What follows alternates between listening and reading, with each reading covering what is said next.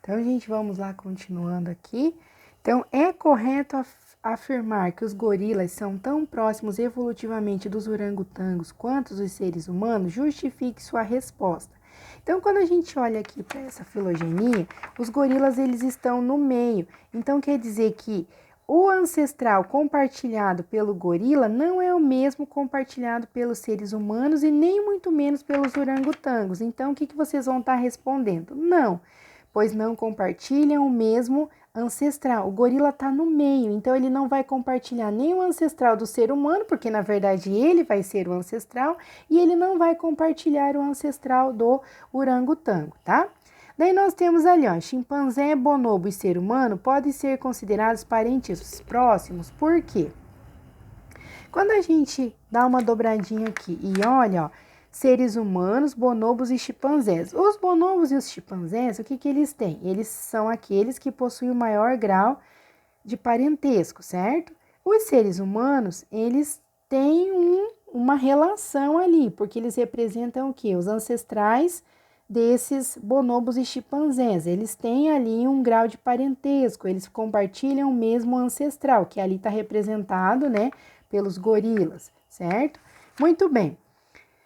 Eles podem ser considerados parentes próximos? Daí vocês vão responder que sim. Por quê? Porque eles vão estar compartilhando o mesmo ancestral. O que não aconteceu na letra D vai acontecer aqui na letra E, certo? Daí nós temos aqui os testes. No teste, quando duas espécies são consideradas muito aparentadas entre si, podemos concluir que sofreram um processo de especiação que originou ancestrais comuns para cada uma das duas espécies. Gente, aqui está querendo dizer que elas são aparentadas. Então, quando a gente olha, vamos olhar aqui no exercício 2. O canguru e o elefante, eles estão no mesmo bracinho. Então, eles são o quê? São as espécies mais aparentadas, certo? Eles vão compartilhar um ancestral comum recente, certo? Mas não quer dizer aqui que eles vão se cruzar, que eles vão gerar descendentes, certo? Muito bem.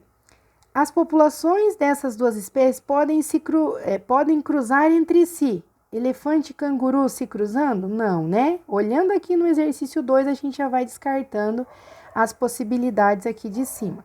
Ambas possuem certas características iguais às de outras espécies. Gente, eles não têm características iguais. Se eles são espécies diferentes, eles têm características próprias, certo?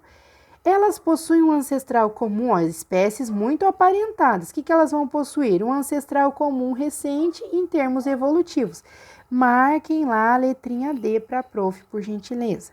Daí nós vamos para o número 2 aqui do teste. No número 2 diz lá, sobre a figura a seguir, que mostra a filogenia de alguns grupos de animais vertebrados, é correto afirmar que o elefante evoluiu a partir do canguru? Gente, aqui não está mostrando evolução, aqui está querendo dizer o quê? Que são espécies mais aparentadas.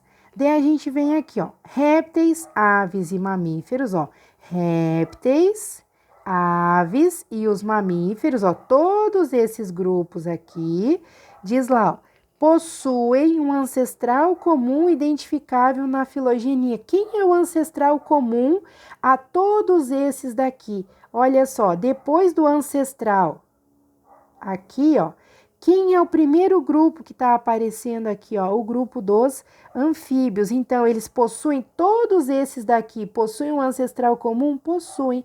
Quem é esse ancestral comum? Está sendo representado por quem? Pelos anfíbios, tá certo? Então, aqui vocês vão circular a letrinha B. Então, circulem lá, vou pôr de caneta para ficar mais forte para vocês enxergarem ali, tá bom? Gente, dúvidas com relação à resolução dos exercícios, por favor, procurem a prof para que a gente tire todas as dúvidas e que vocês consigam entender esses conceitos, tá? Beijo grande, tchau!